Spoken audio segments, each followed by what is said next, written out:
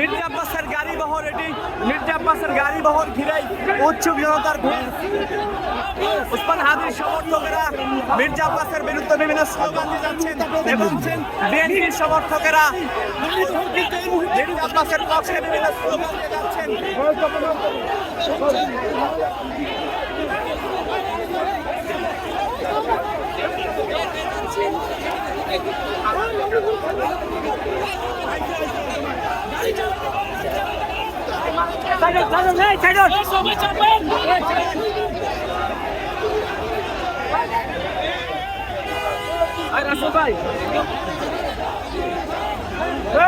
মির্জা আব্বাস যখন ওসমান হাদিকে ঢাকা মেডিকেলে দেখতে আসেন তখন কিন্তু ওসমান হাদির সমর্থকদের তুপের মুখে পড়েন তিনি। এরপরেই বিএনপির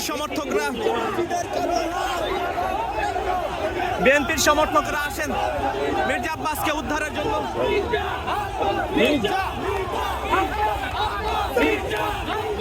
যেমনটি আপনারা এখন দেখতে পাচ্ছেন, মির্জা আব্বাসকে স্লোগান দেওয়ার মাধ্যমে ঢাকা মেডিকেল থেকে নিয়ে যাচ্ছেন তার সমর্থকেরা।